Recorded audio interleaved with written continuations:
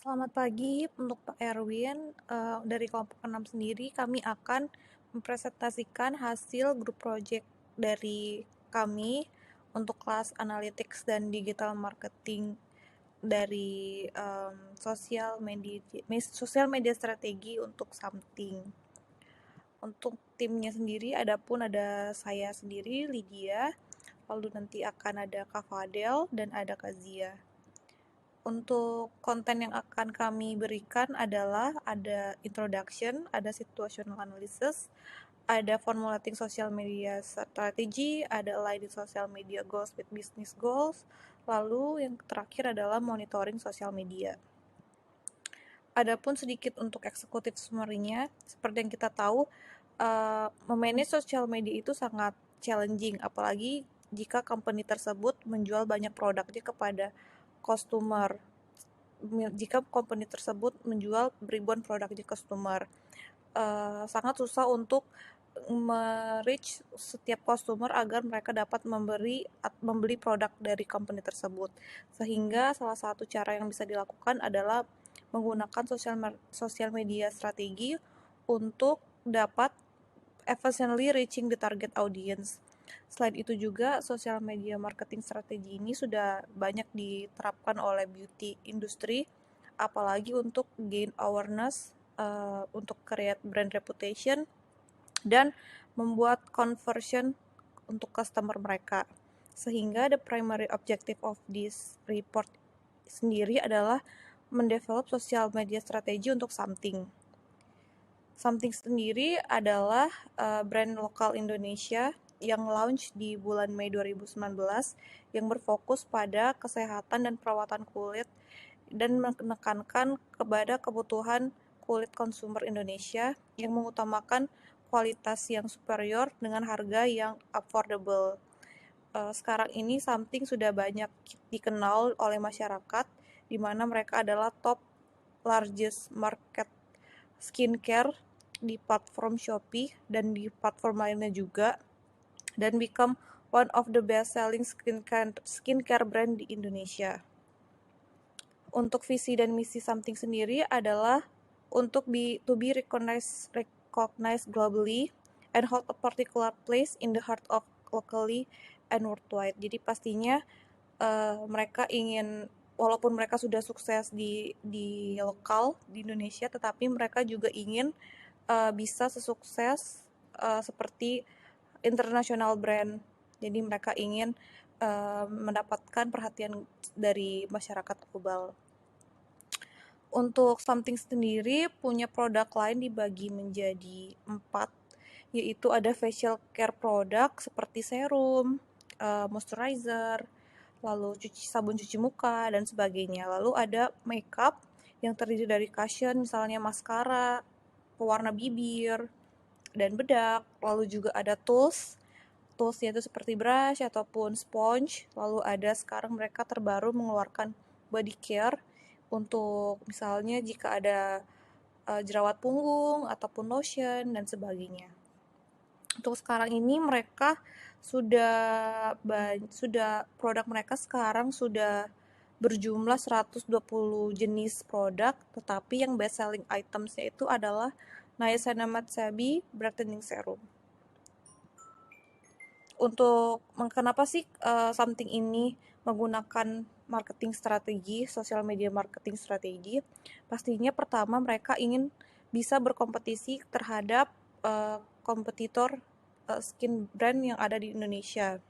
Seperti yang kita lihat sendiri juga bahwa sekarang ini banyak sekali skincare atau produk lokal yang bergerak di bidang beauty itu muncul di Indonesia. Jadi mau nggak mau Something harus menggunakan strategi sosial media agar bisa berkompetisi dengan market yang lain, rival yang lain.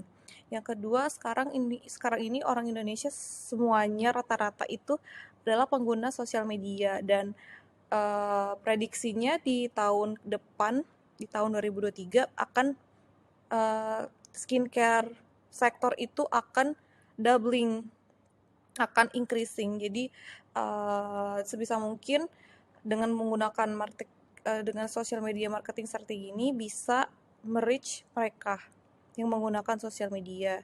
Terus juga dengan menggunakan sosial media marketing strategi ini bisa membuka komunikasi terhadap customer mereka. Jadi something ini bisa memberikan edukasi misalnya terhadap produknya, kayak misalnya seperti tutorial cara penggunaan skincare, bahan-bahan apa saja yang digunakan, seperti itu. Lalu yang keempat adalah pastinya untuk membuat brand awareness dan increasing brand awareness terhadap potensial customer. Jadi selain mereka meng-engage customer baru, customer lama maksudnya, mereka juga ingin men-interact customer baru mereka yang berpotensial. Kita masuk ke section kedua, yaitu situational analysis, di mana situational analysis ini kita membahas tentang macroeconomic events, macroeconomic environment. Jadi beauty industry ini sudah expanding quickly and growing increasingly competitive di Indonesia. Diakibatkan karena beberapa faktor, yaitu seperti yang kita bisa lihat poin-poin berikut ini, ada banyak sekali yang bisa menjadi variabel kenapa beauty industry ini expanding quickly. Salah satu yang kita bisa highlight adalah growing demand of beauty and personal care products sebagai future potential sectors that will bring positive insight to customer Indonesian growth. Jadi memang sekarang ini terlebih lagi dengan adanya COVID waktu itu, banyak sekali orang Indonesia yang tiba-tiba peduli terhadap kebutuhan kulit mereka, terhadap concern kulit mereka. Jadi semakin lama dan sampai sekarang ini growing-nya itu demand-nya tuh semakin tumbuh di masyarakat kita. Dan juga sekarang ini jumlah orang Indonesia itu konsumsinya sangat naik, terlebih lagi dengan konsumsi orang Indonesia itu increasing, seperti itu. Lalu ya, adanya large population and rising GDP per capita, Indonesia has growing number of middle class and affluent consumer.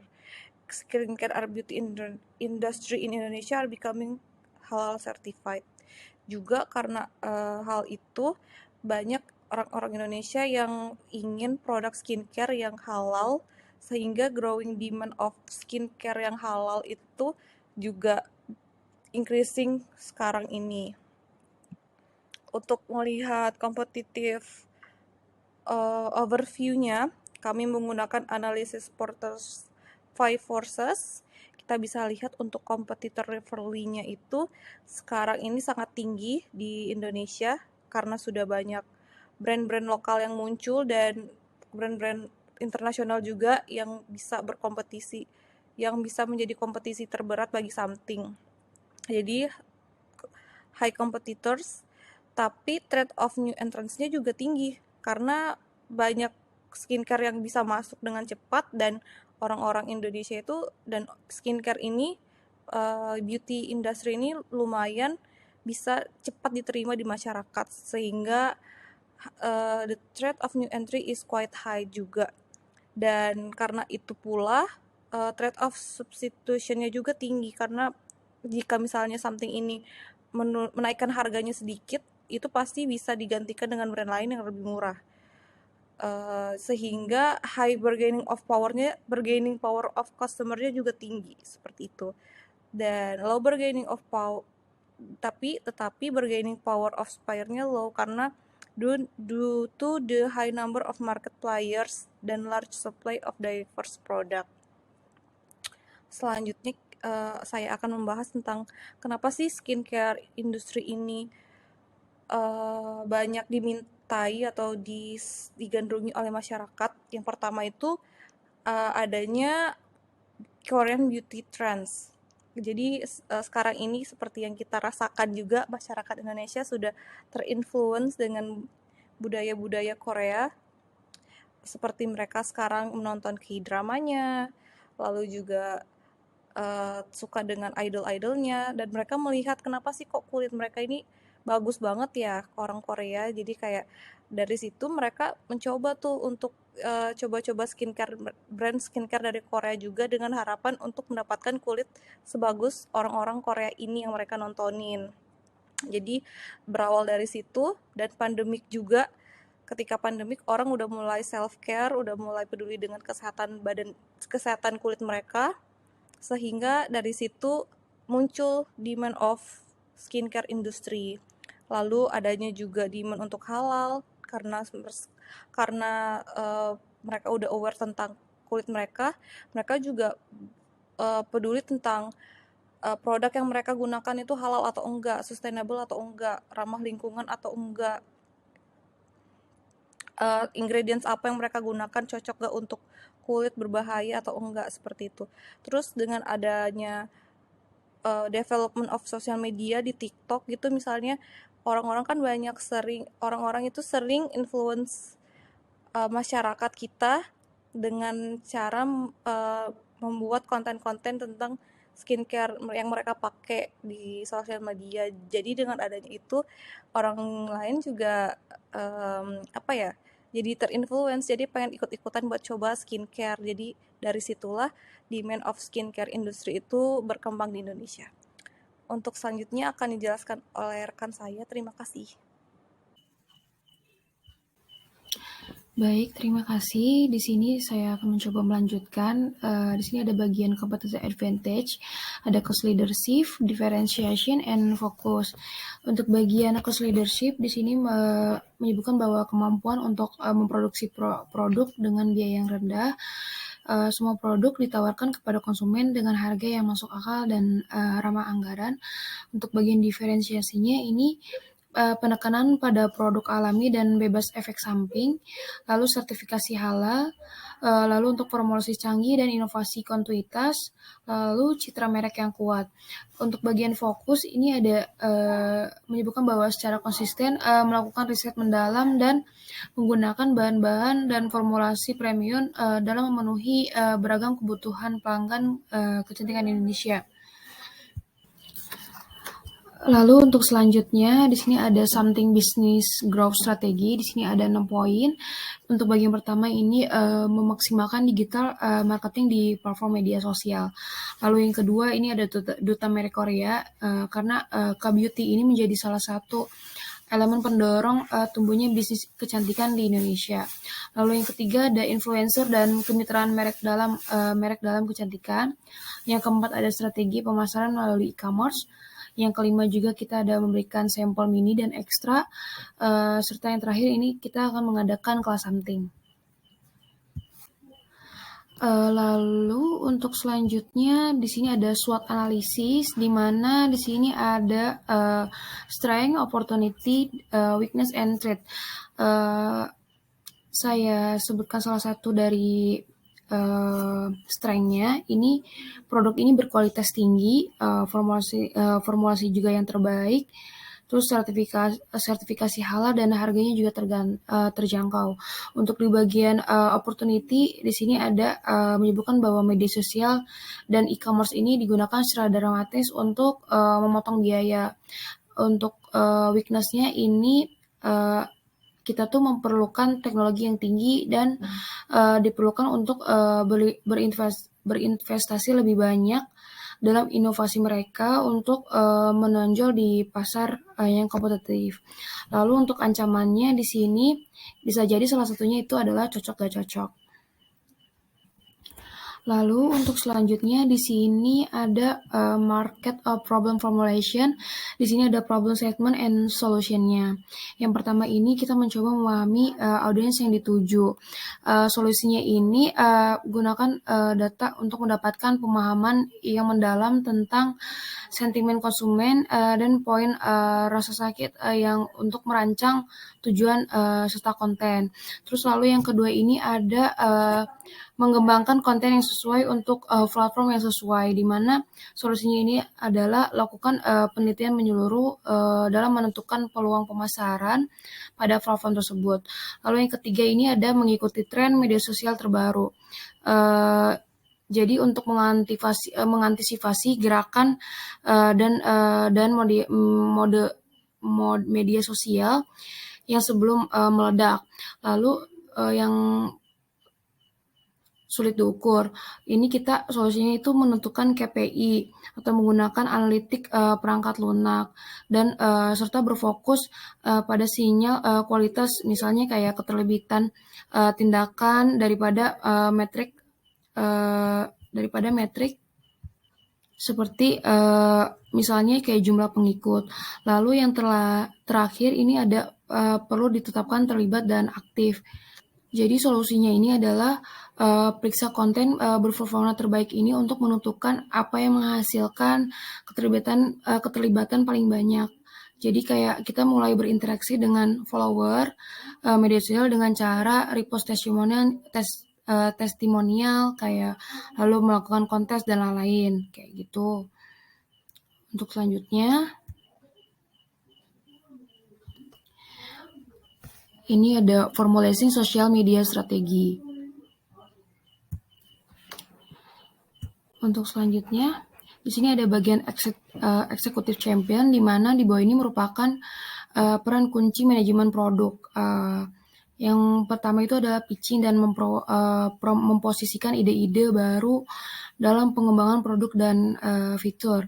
Lalu yang kedua itu bekerja dengan tim teknik dan desain untuk menghidupkan produk.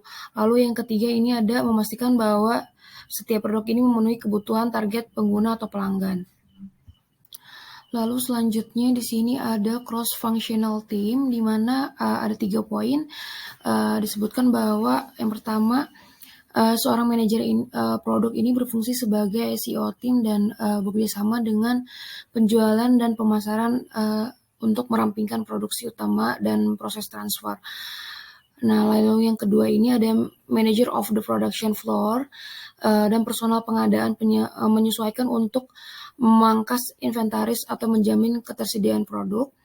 Lalu yang ketiga ini ada manajer media sosial, lalu consumer service IT, dan perancang situs web. Ini dapat menciptakan pengalaman e-commerce dan media sosial lebih baik. Lalu untuk selanjutnya di sini ada organizational culture, di mana di sini ada collaboration, eccentric, terus lalu ada touch, ada agile, tanggung jawab, serta efisien. Prinsip dari The Something ini memiliki inti seperti moralitas dan integritas yang tak tergoyahkan, serta motivasi yang berani adalah dasar dari setiap tindakan, kesuksesan, dan martabat karyawannya. Next.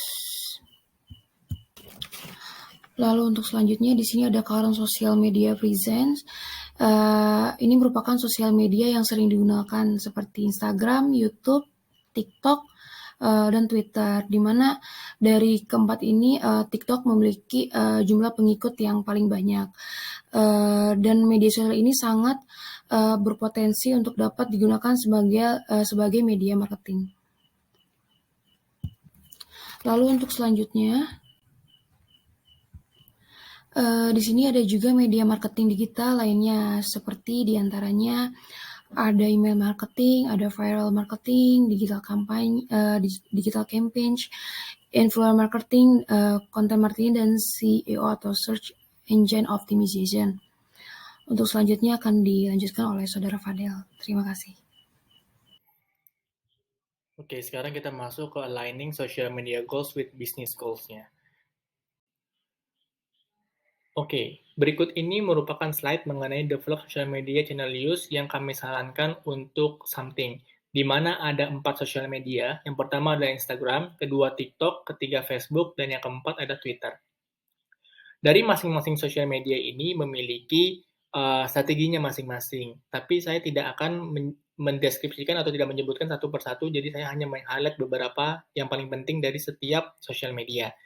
Yang pertama adalah Instagram, di mana memang di Instagram itu kan kita memiliki fitur stories, reels, IGTV. Nah, oleh sebab itu kami menyarankan untuk bisa memaksimalkan fitur tersebut. Tak lupa juga dengan menggunakan ads di Instagram untuk bisa menjangkau lebih luas lagi pengguna Instagram. Kemudian tentu kita ingin jangkauannya lebih luas, oleh sebab itu menggunakan influencer marketing. Ya, dan juga yang ketiga adalah menggunakan hashtag sehingga hashtag tersebut nantinya bisa lebih booming dan bisa menjadi tanda pengenal bagi something di sosial media Instagram. Nah, kemudian yang kedua yaitu TikTok, di mana memang kita ketahui TikTok itu adalah salah satu sosial media yang sekarang ini sudah meningkat penggunanya. Oleh sebab itu, kami menyarankan untuk mereka itu menggunakan influencer marketing. Kenapa? Karena memang dengan influencer marketing dapat mencakup pengguna TikTok itu menjadi lebih luas. Nah, terlebih lagi TikTok itu kan gampang untuk FYP gitu kan. Videonya itu gampang untuk FYP. Oleh sebab itu kami menyarankan dengan penggunaan influencer marketing, kemudian juga diisi konten-konten sekreatif mungkin dan seunik mungkin, sehingga dengan mudah untuk bisa trending di TikTok kayak gitu. Kemudian untuk sosial media yang ketiga adalah penggunaan ads, karena memang ya kita ketahui Facebook itu sangat luas dan penggunaan ads menurut kami menjadi hal yang paling efektif. Kemudian juga tetap menggunakan influencer marketing, kemudian juga membuat landing page untuk bisa call to action kepada produk-produk something. Nah, kemudian yang keempat adalah Twitter, di mana memang Twitter ini kan salah satu sosial media yang bisa menjangkau penggunanya itu lebih luas dengan menggunakan kata-kata. Oleh sebab itu, kami menyarankan untuk mencari kata-kata ataupun keyword sehingga bisa keambil pengguna-pengguna yang memang mencari ataupun menggunakan keyword ataupun kata-kata tersebut. Kemudian juga untuk meningkatkan interaksi ya ditambahkan misalnya memes dan yang lainnya seperti itu. Berikut ini merupakan slide dari social media KPI, di mana di slide sebelumnya kami menyarankan something untuk menggunakan 4 social media. Yang pertama Instagram, kedua TikTok, ketiga Facebook, dan yang keempat Twitter. Nah, dari masing-masing social media memiliki KPI-nya masing-masing, dan berikut ini merupakan social media KPIs untuk masing-masing social media. Oke, untuk slide ini merupakan something social media side funnel, di mana memang ditunjukkan untuk 4 social media yang kami tawarkan, yaitu Twitter, Facebook, TikTok, dan juga Instagram. Nah, di dalam social media side funnel ini terdapat 5 stage, yaitu awareness, considerations, conversions, engagement, dan juga advocacy. Untuk stage pertama adalah awareness, adalah bagaimana caranya produk ataupun merek dari something itu bisa dikenal oleh masyarakat luas. Sebab itu KPI metrics-nya adalah dari impression, kemudian dari followers growth, reach-nya dari berapa banyak unique users yang melihat ads, dan juga yang lainnya. Kemudian untuk consideration adalah menganalisa dari volume serta kualitas traffic website dari penggunaan social media campaign.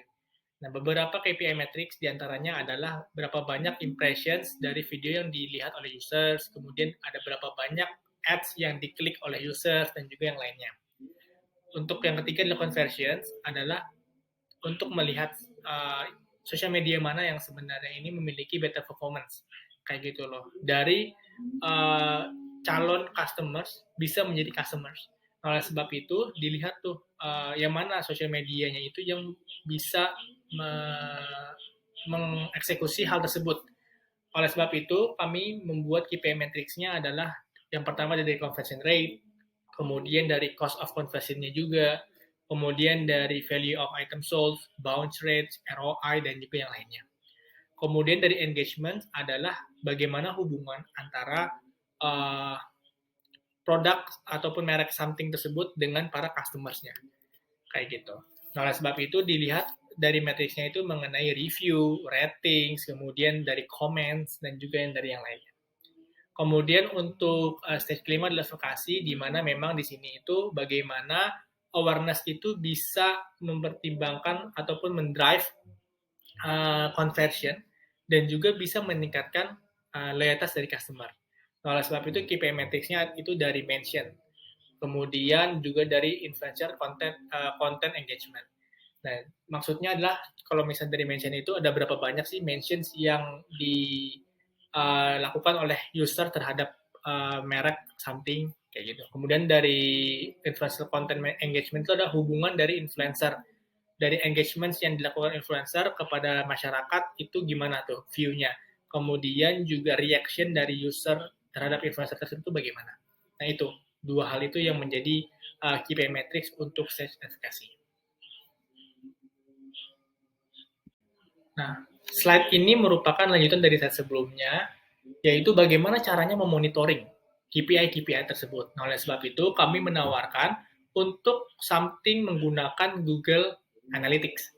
Nah, sehingga KPI itu bisa bisa dimonitor, bisa dilihat, kemudian bisa juga nantinya diambil insight dari penggunaan tools Google Analytics. Berikut ini merupakan monitoring social media. Managing social media risk dengan 4 interactive step, di mana langkah pertama adalah identifikasi dulu resiko-resikonya, karena memang something itu kan menggunakan berbagai platform social media. Oleh sebab itu, diidentifikasi dulu tuh, mengenai resiko-resiko apa aja yang akan terjadi, ataupun bisa terjadi. Kemudian diintegrasikan juga kepada kebijakan dalam pengolahan social media tersebut. Kemudian kita masuk ke step ketiga, yaitu monitor. Apakah memang identifikasi tersebut itu ada yang terjadi, ataupun di luar identifikasi tersebut ada yang terjadi. Nah, oleh sebab itu, apabila ada terjadi suatu hal yang tidak diinginkan tersebut, maka kita masuk ke step 4, yaitu take action. Di mana take action-nya itu sesuai dengan kebijakan-kebijakan yang telah kita buat dengan upaya menyelesaikan masalah tersebut dan juga melihat preventif untuk kedepannya seperti apa. Nah, selain itu juga sebenarnya something bisa menerapkan beberapa cara ya, langkah mitigasi dari mengamankan sosial medianya. Yaitu yang pertama, misalnya menggunakan strong password, atau misalnya tidak menggunakan password yang sudah pernah digunakan. Kemudian mungkin bisa menggunakan MFA, Microsoft Factor Authentications, atau single sign-on, atau bisa menggunakan cek security traits dari social media. Kemudian mungkin bisa juga melihat ataupun mencari bagaimana caranya phishing itu bisa menyerang dari social media kayak gitu. Bagaimana caranya phishing itu bisa menyerang, kemudian bagaimana langkah penanggulangannya, preventifnya seperti apa, dan juga sebagainya.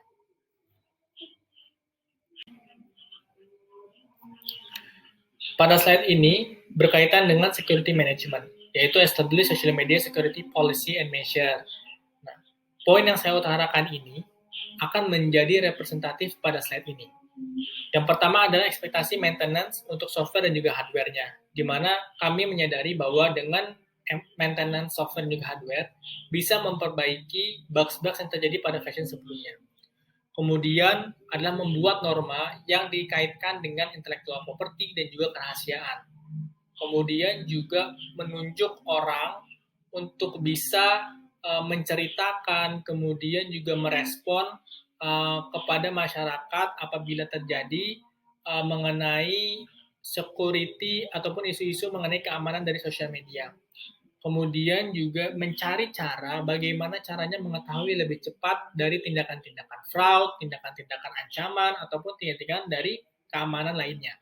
Sehingga hal-hal tersebut bisa teratasi lebih cepat.